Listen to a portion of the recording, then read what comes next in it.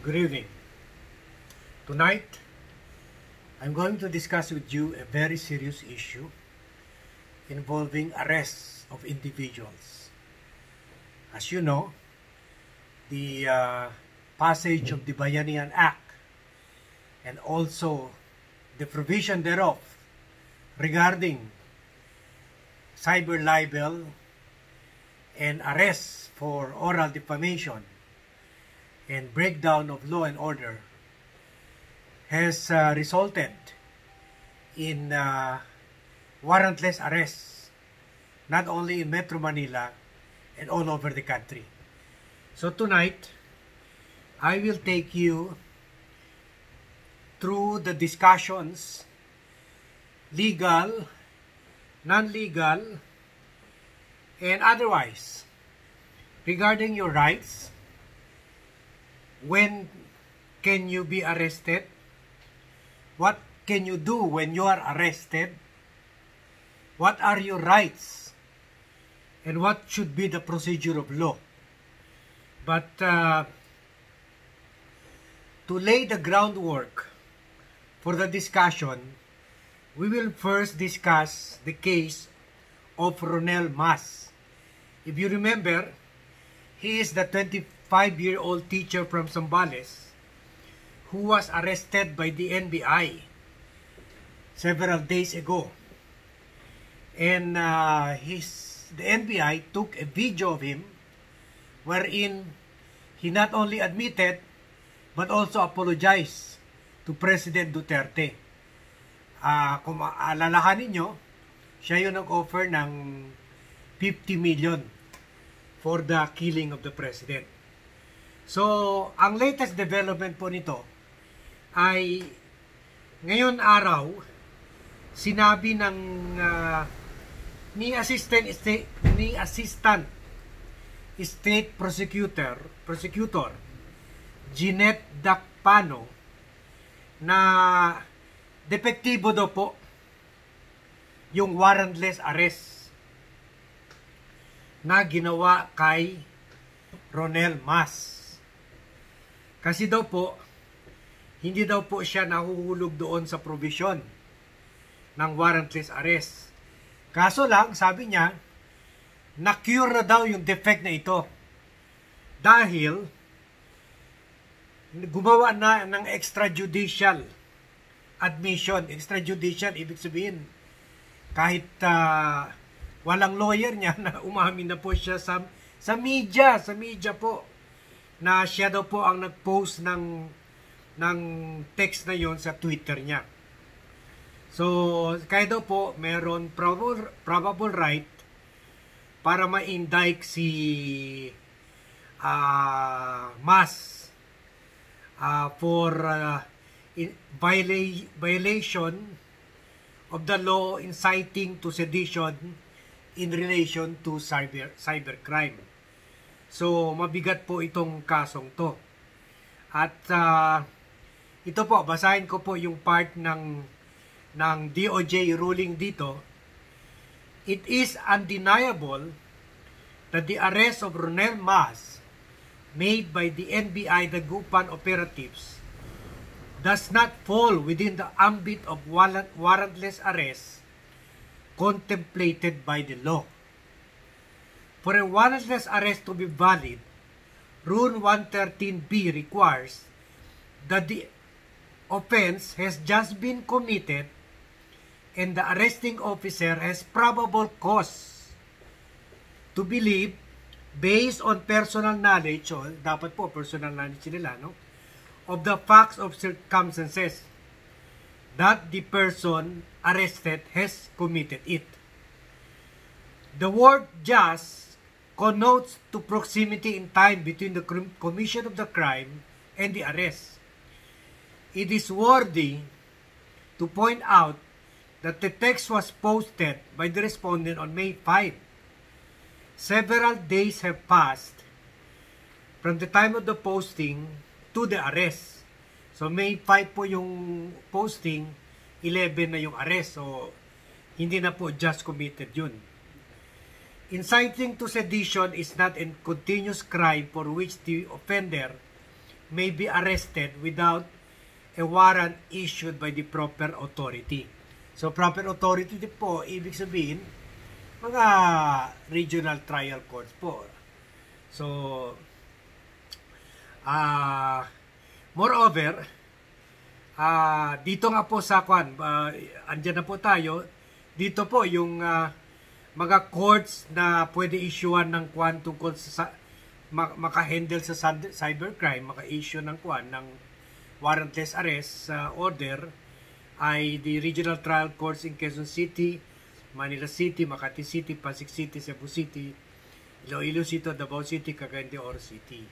Yun. Okay po. Sabi pa po ng DOJ resolution, inciting to sedition is not a continuous crime for which the offender may be arrested without a warrant duly issued by the proper authority. Yung sinite ko na po, no? Moreover, the arresting officer at the time of the arrest had no personal knowledge, walang personal knowledge po, of facts or circumstance that the person to be arrested has indeed committed the crime. Being a cybercrime, the arresting officer must have conclusive evidence that the person who wrote the text in the Twitter account is indeed Ronel Mas and not someone impersonating him. So, very klarong-klaro po dito na kung gagawa naman po sila ng arrest, dapat sure talaga sila po na siya talaga yung tao po at hindi lang yung sinasabi natin na troll po, na nag-impersonate lang na siya si Ronel.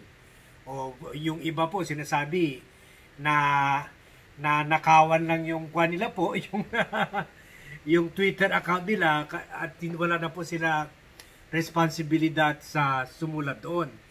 So yun po ang problema kasi po ginawa nila yung warrantless arrest. Dapat po, tulad ng sinasabi dito, dapat po may personal knowledge sila po o kaya nakita nila mismo siya ang gumagawa nun.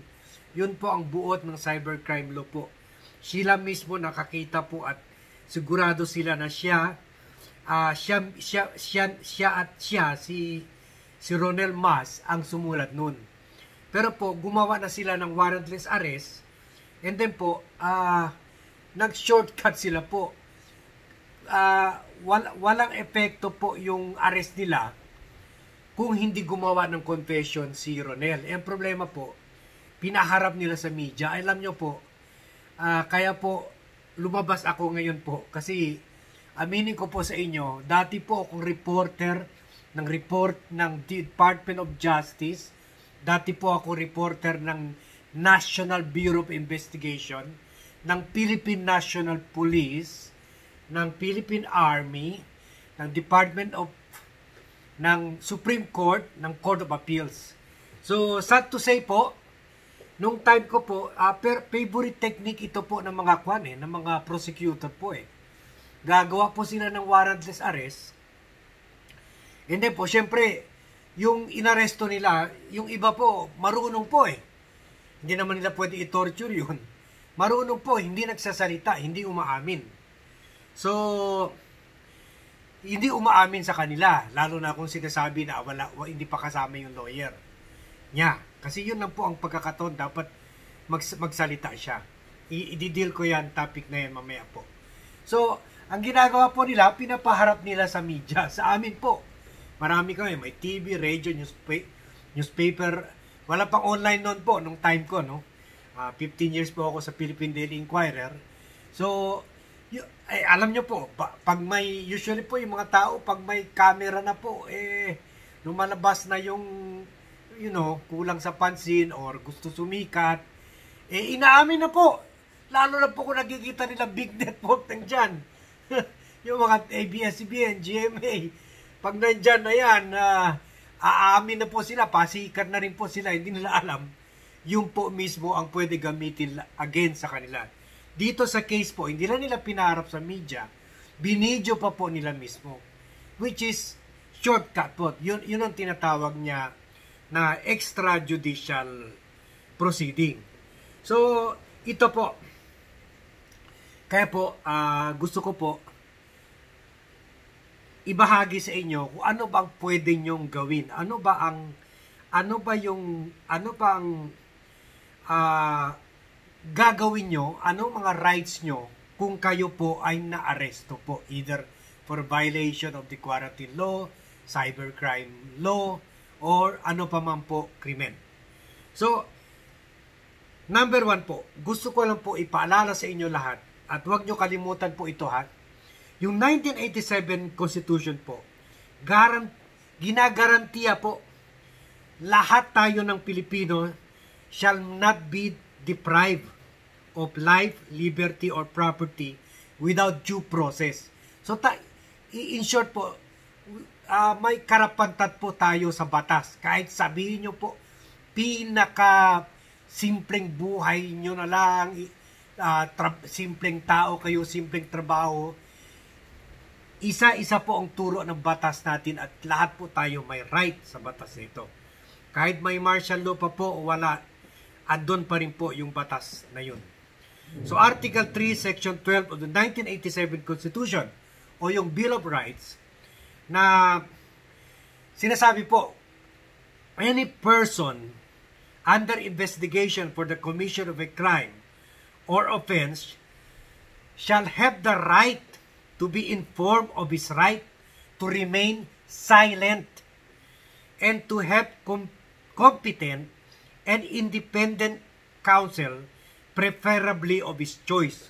O yun po, number 1. Nakita nyo po yung video ni Ronel Mas, umiiyak. Yung teacher na yun, kasama yung nanay at tatay niya po. Habang binibidyo ng NBI. Labag na po sa batas yun, sa Bill of Rights eh. Sana po una talagang sinabi nila, tumahimik ka dyan. Huwag ka muna magsalita.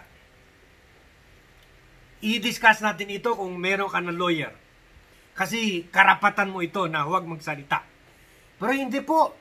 Hindi na nila pinasalita po. Pina-apologize pa nila. Mali po yun. Kung ipapasalita po kayo, either sa video or sa TV, huwag po kayo magsalita. Dahil pwede nila gamitin against sa inyo yun po.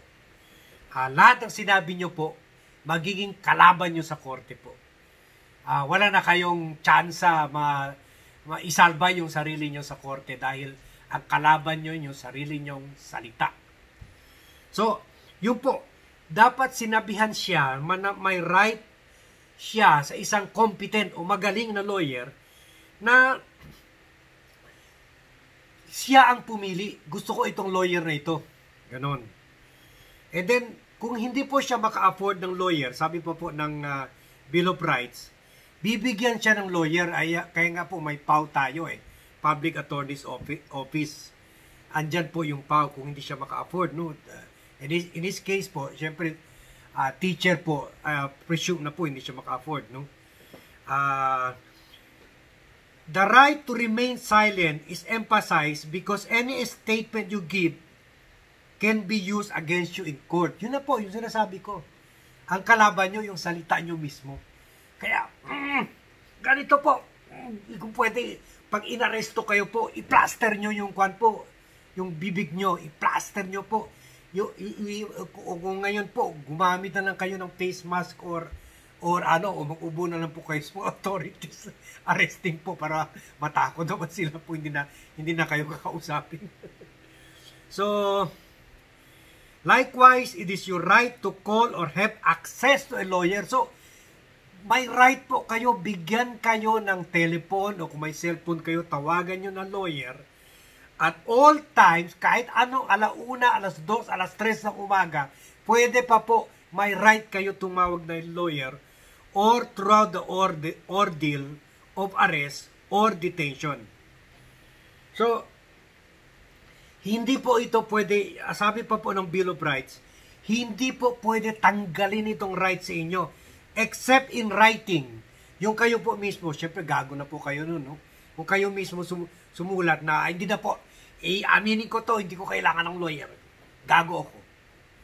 Gusto ko pakulong. Sige lang. Bring it on. Or pwede nyo po rin sinabi, oh, gago ako, tinatanggal ko na itong right ko in the presence pa rin po of a lawyer. Dapat, in-advise kayo ng lawyer, oy, huwag mo gawin yan, iipitin mo yung sarili mo. Pero, sasabihin, no, hindi attorney, mas magaling ako sa iyo, aminin ko to, bahala na, kahit si Magellan, kahit si Jose Rizal, ako nakabaril sa kanya. Sige po, ikulong nyo na po ako, sige po. Ipusasan nyo na po ako, sige. Magmamarcha na po ako sa kulungan. So, pero po, yun, dapat kasama pa rin isang lawyer. Sa Amerika po, na kinopya rin natin po, meron sila Miranda rights or Miranda warning. Mahaba po ang background dito, pero paki-google na lang po. So, ganito po. Ito, mas klaro po ito sa akin. Sa Amerika, pag arestuhin kayo, walang ibang sasabihin ng authority nila, policeman, NBI, CIA, o whatever. Hindi po tulad dito sa atin, tinatanong ka agad po. Dito hindi. Ang unang gagawin ng police po, state policeman siya or ano pa man, babasahan kanila ng Miranda rights. Mas maganda po alalahanin po, Miranda warning. Miranda warning. Wina-warn nila kayo. Ano po nakasaad sa Miranda warning? You have the right to remain silent. Anything you say can be used against you in court. Pwede po, tulad ng sinasabi ko po, pwede nila gamitin against sa inyo. You have the right to talk to a lawyer for advice before we ask you any questions. So, hindi po sila pwede magtanong po hanggat makita nila o makasama kayo ng lawyer nyo na nandun kasama nyo habang kini-question nila kayo. You have the right to have a lawyer without you with you during questioning. So yun nga po, dapat andun yun. If you cannot afford a lawyer, one will be appointed for you before any questioning if you wish. So yun po, ibibigyan kayo ng lawyer bago kayo matanong. Either by NBI o sa kaso dito, ang ginawa nilang favorite style nila, shortcut, pinapaharap kayo sa media.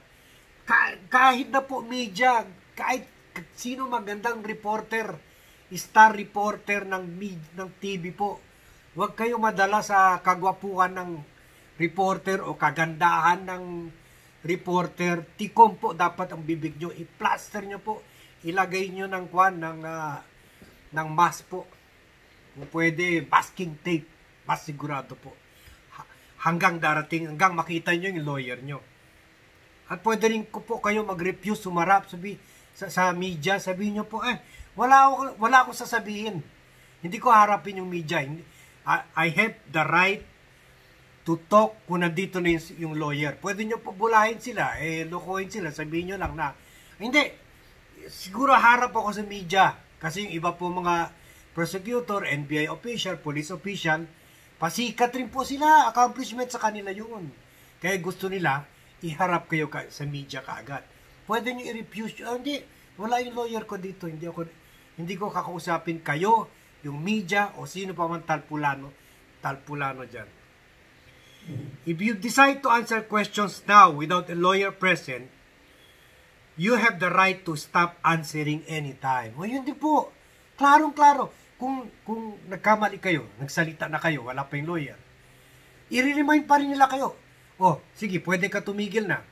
Kasi po, kung nagsalita po kayo with the presence of a lawyer, pwede po, hihina yung kaso po nila sa inyo . So, yun po. Ito po, so yun lang po, I will cut it short there kasi pangit kung mahaba masyado. Meron pa po kayo mga additional rights pero i-discuss ko po yun sa future post ko po. So yun na po, kaya po ginawa ko ito ngayon, biglaan lang dahil sa kaso ni Ronel Mas at saka yung iba pa po inaaresto na nila. Yun po, yung si yung si Winston, Corporal Winston Rago, syempre, yung po may problema rin dahil may problema siya sa pag-iisip po, no? And then yung Espanyol sa Makati. So, kung hindi po nyo pa naman po relative si Sinas, kayo at ako very delikado sa mga warrantless arrest ngayon. So, kahit birthday pa naman natin o hindi. So, yun lang po. Ito lang warning ko sa inyo. Sana may nakapulot kayo ng leksyon o ng tips sa akin. Hindi po ako lawyer. Research ko lang po ito at experience. Pero siyempre po, hindi naman po ako nagsasalita without complete research and complete background check. So, please pass it on to relatives and friends para alam nila kung anong gagawin, kung arestuin sila or alam nyo anong gagawin para proteksyonin yung mga relatives nyo.